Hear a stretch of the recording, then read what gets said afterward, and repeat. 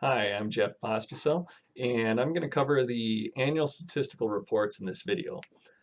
We sent out a postcard here just shortly with some information on it. It should have looked like this, with also the login information. We sent one out specifically for each church, so you may have received a couple of them if you serve a couple of churches. You might ask, why do we do this? Why do we do the annual statistical reports? Well, the big thing is, to me, it's kind of like that wellness checkup that we do.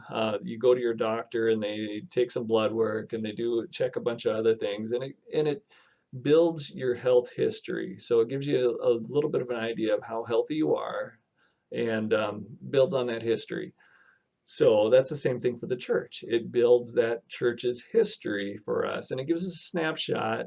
It doesn't tell us everything, but it tells us some important details about how healthy the church is. Um, so that's why we do it.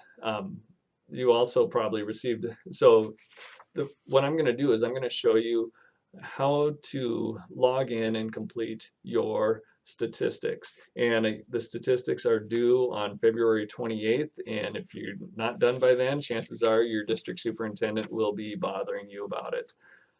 So either if you have your login information from the email that was sent out or from this postcard, that will help you. All right. So to start, go to the Dakotas Conference website, which is www.dakotasumc.org. And then under Finance and Benefits, there's a Statistics section. Go ahead and click on that. And here you can see our conference statistician, which is Joanne Schlimgen, who does a lot of other things for our office. Joanne's contact information, which is Joanne will be the main person you work with on statistical questions. There's three other links that I want to show you. The statistical database, that is that health history for each church.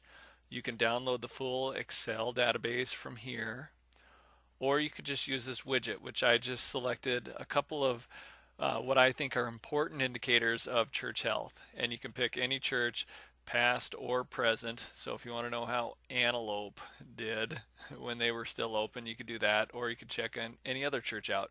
You can also check out the health of churches by pastor. So if you have a pastor that you want to know how their churches have performed, the health history, you could go ahead and look that up.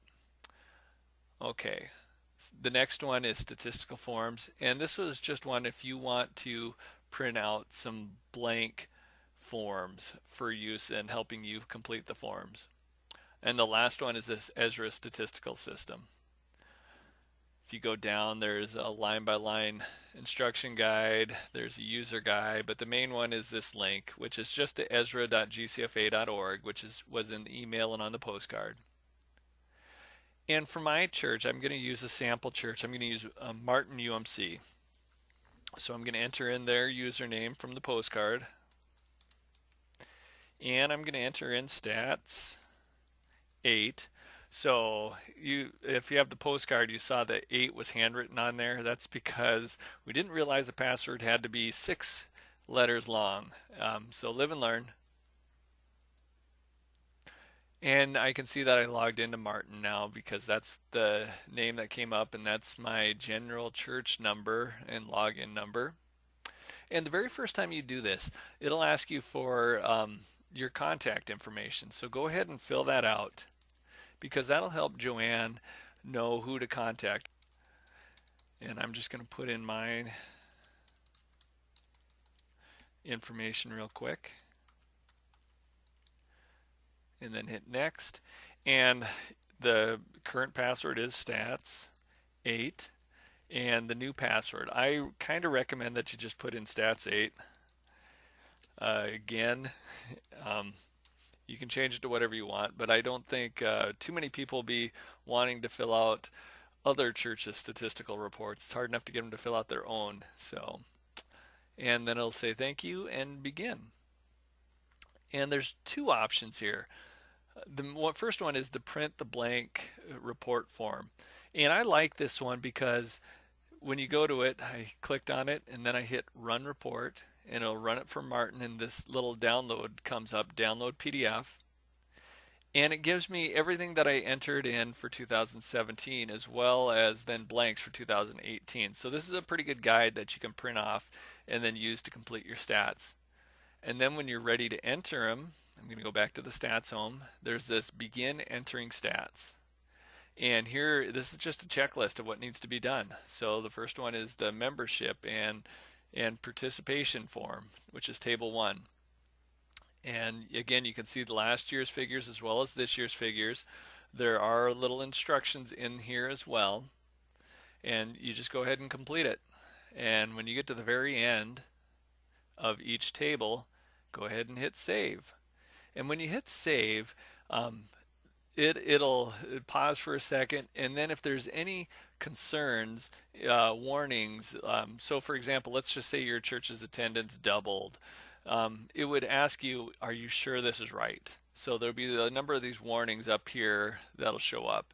And there might be an error as well. If you have a problem with your addition, especially when you're looking at total professing members or your number of ethnicity, any of those math ones, those generate errors.